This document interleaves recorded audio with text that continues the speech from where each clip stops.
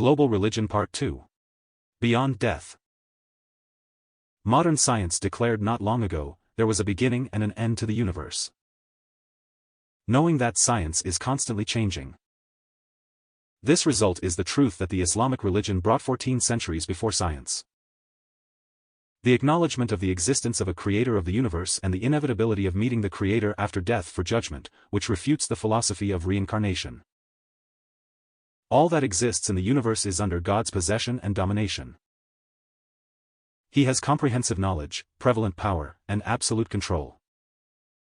Everything is subjected to his absolute knowledge and will. The sun, planets, and galaxies have operated in precision without fail since God created them. This same precision is applied to human creation. Perfect harmony and order between body and soul show that God never puts the souls of the human being into the bodies of animals. God never let him wander between plants and insects, reincarnation, in case the person will never know what his past was in his previous life. God made the human being civilized innately, gave him mind and knowledge, and assigned him vicegerent for earth and commander over other creatures. God will never humiliate human beings. Day of Judgment, heavens plus paradise, and hellfire represent the justice of the Creator, when sins and good deeds of humans are weighed as the Holy Qur'an says. Whoever does an atom's weight of good will see it, and whoever does an atom's weight of evil will see it. Al-Zalzala, 7-8. Therefore, the worldly life is the beginning of an eternal journey that a person resumes after death. Islam considers that our existence in this world is for a supreme goal and purpose. God Almighty's acknowledge and worship him by having a direct connection with him. God said, "Everyone shall taste death. And only on the day of resurrection shall you be paid your wages in full. And whoever is moved away from the fire and admitted to paradise, he indeed is successful." Al-Imran 185. In an interview with a group of Buddhist youth who adopt the concept of reincarnation, I told them, no school or university administration accepts that anyone except its students completes the exam for themselves when the time of the exam is over. Life is your exam paper. Why are infants not born with the same mental abilities as adults? Why are the numbers of beings constantly increasing? Isn't it supposed to prove the number of beings based on the concept of reincarnation?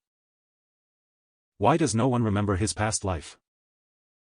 Wasn't there a time without a universe? Wasn't there a time that contained a universe without beings? Wasn't there a time that contained a universe of few beings?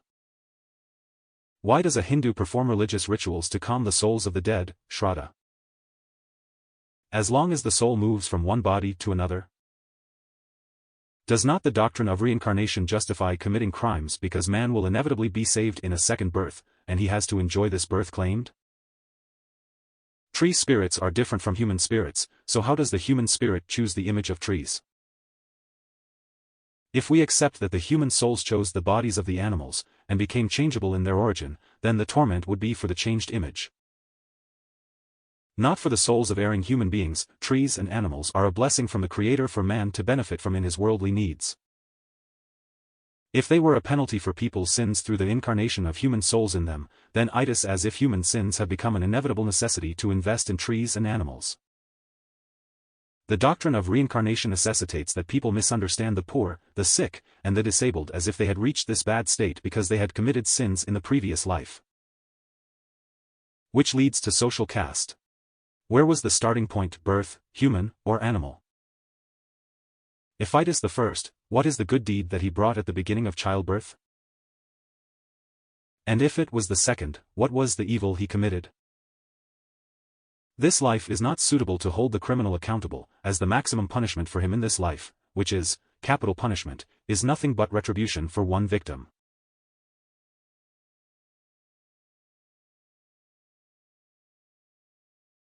Then, what about the rest of the victims?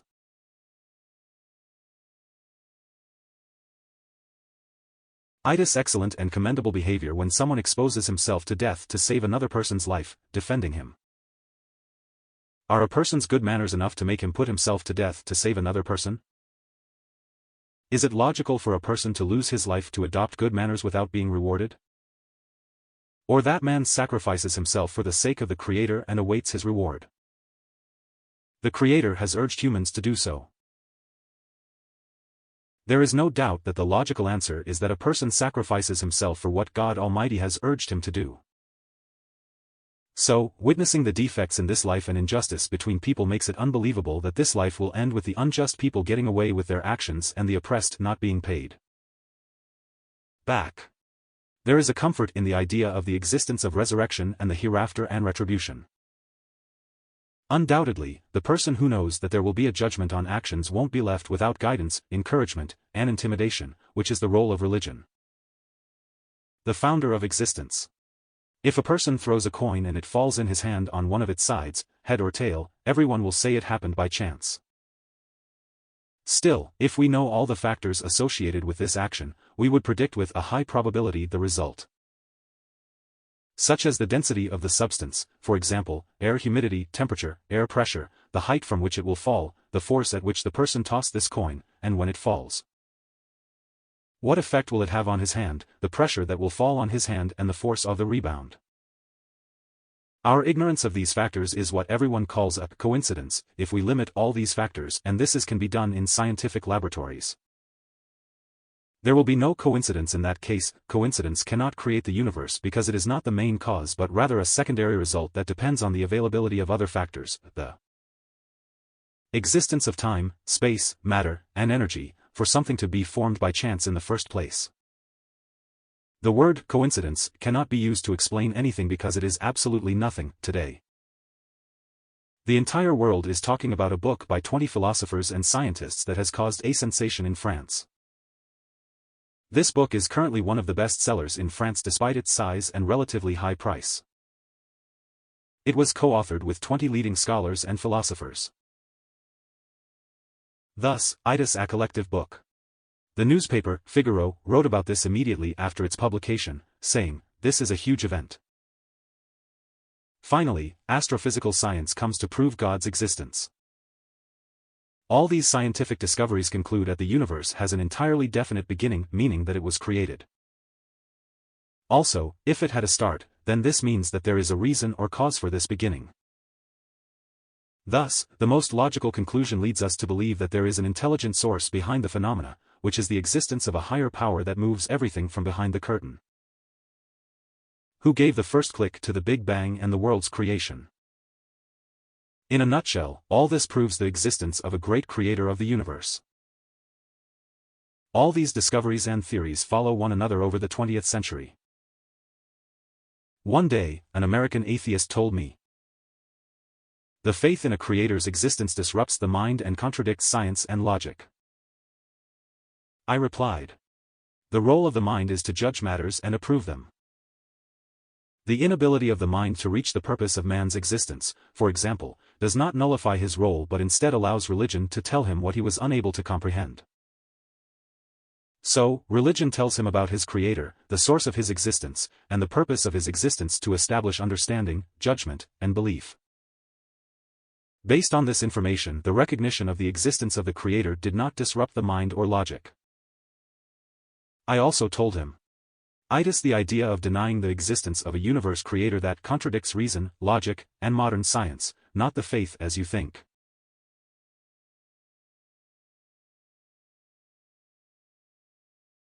British researcher Sabur Ahmed says, "Science is based on mathematics and logic. Science cannot explain the mathematics on which it is based in the first place."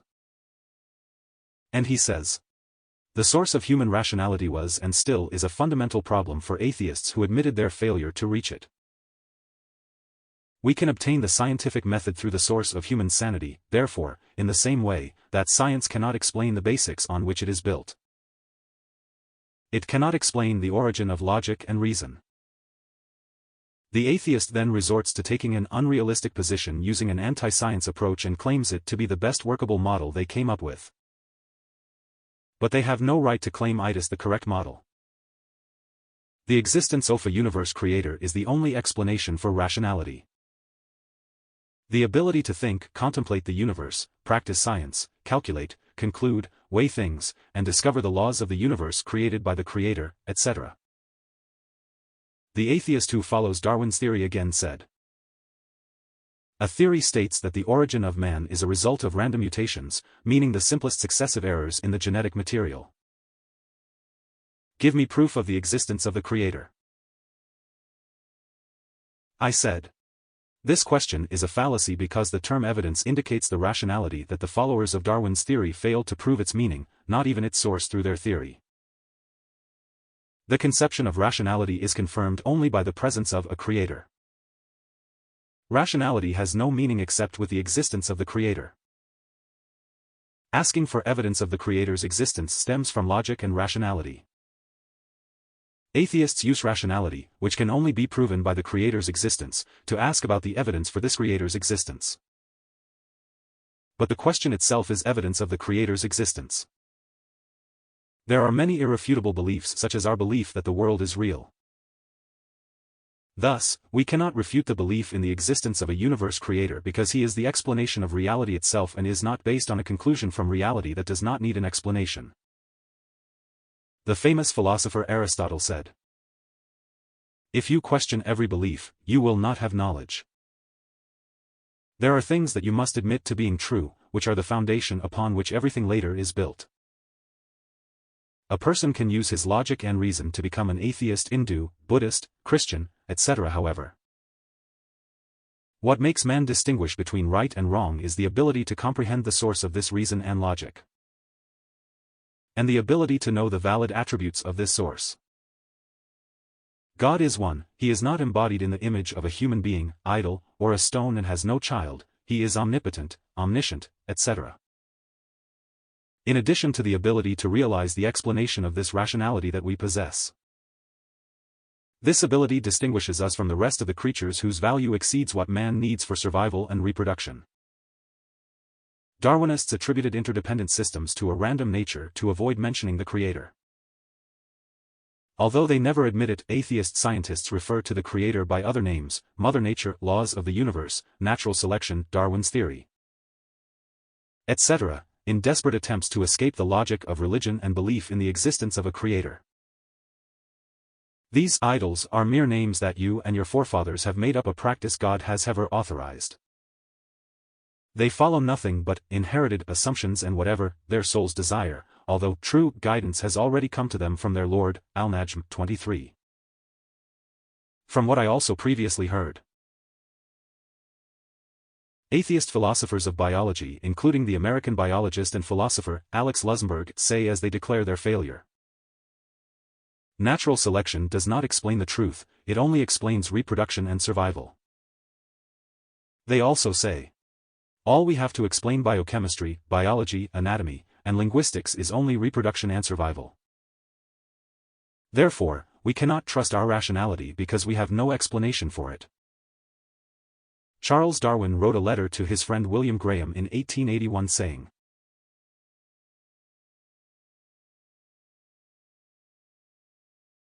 "I have a terrible doubt whether the convictions of the human mind, which evolved from the minds of inferior beings such as the ape, are of any value or deserve the slightest confidence. Can a person trust the convictions of the mind of an ape?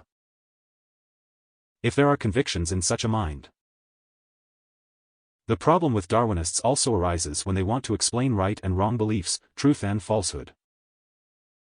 They say, for example, some mushrooms are poisonous, and some are not. A person can survive and live under the false belief that all kinds of mushrooms are toxic. He cannot differentiate between poisonous and non-poisonous. He cannot distinguish between true and false because rationality is not geared toward truth but rather toward survival from the Darwinian point of view. How can we trust our rationality when our rationality is not directed toward the truth but only toward reproduction and survival? Thinking is a quality that revolves around truth, not about survival and reproduction. The Darwinists, by their admission, faced the problem of the human rationality source as mentioned earlier and wondered, how does an inanimate, metaphysical matter appear in the tangible matter that leads to rationality? How does rationality arise from a random, irrational source? And they acknowledged that their theory does not answer this guest ion as we mentioned and could not give an explanation for it. How can an atheist trust his mind and logic when his mind did not help him know the source of his sanity? Here, the Darwinists ran into a problem, which is the source of human sanity. The animal is also sensible in its search for its food, place of residence, and so on. But it does not possess the ability to think that would enable it to distinguish between right and wrong. Rationality distinguishes man, which is a gift from the creator of the universe to him. And it is the secret of assignment.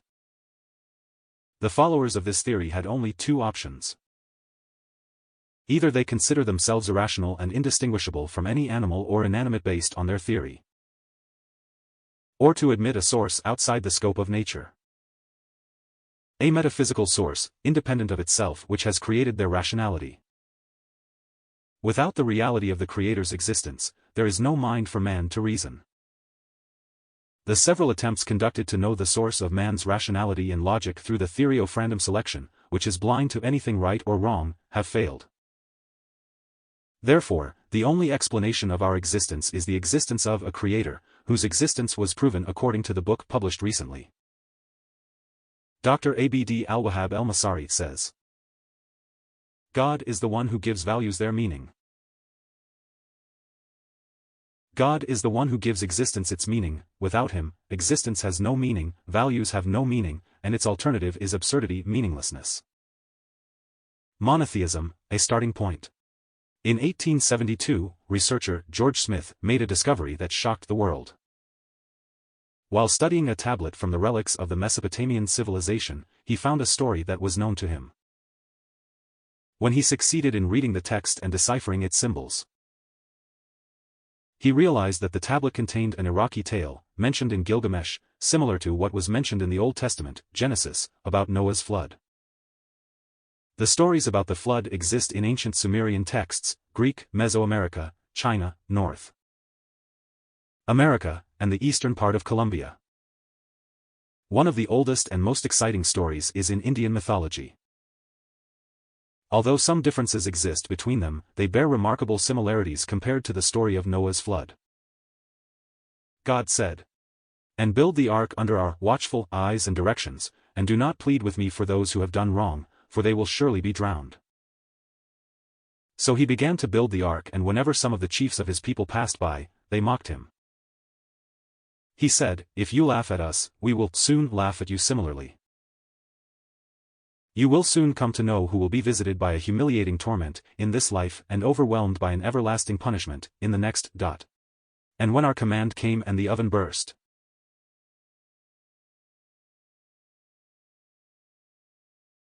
with water, we said to Noah,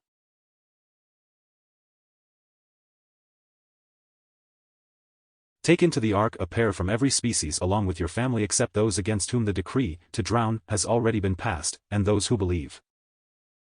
But none believed with him except for a few. Hud 37:40. The Indian tale exists in several sources. While the first story is in the Vedas, Shapata Pranaha, we find it in a later story in the Pranayos, including in the Bhagavata Purana and Mastaya Purana, as well as in the Mahabharata.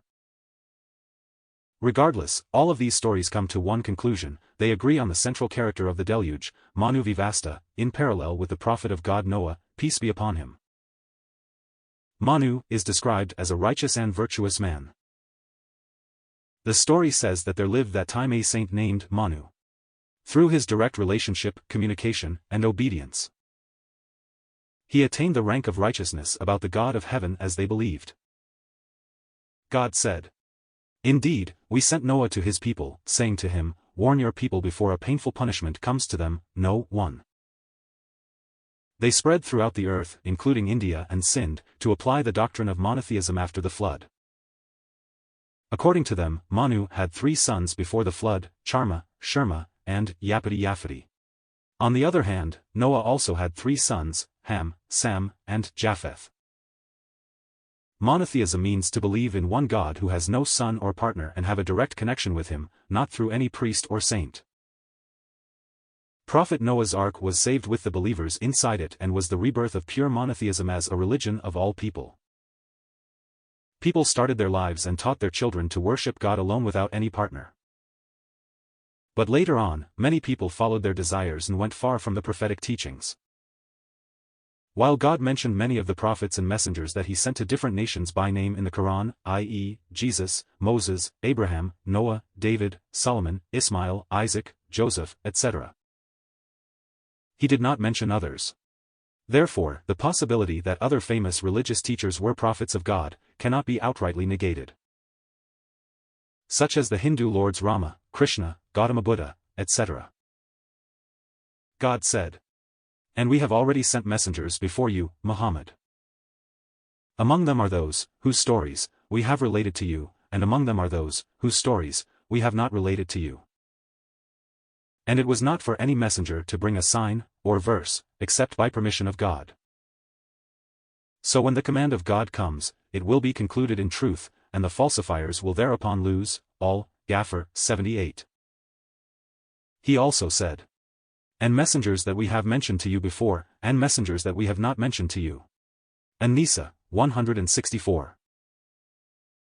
Many claims that the similarities between a Quranic story and a Hindu or Buddhist legend are evidence that the Quran copied the tales of the ancients. The similarities between the stories are evidence of the story's validity. The existence of the legend does not mean that there is no valid origin for it, which the Holy Quran brought. It is said, "There is no smoke without fire." 100 years ago, the Quran was far from science. Science began to get closer and closer to the Quran, even though science is changing and the Quran never changed. By this measure, we can prove the authenticity of the Quranic stories, which came to correct myths and give the actual stories.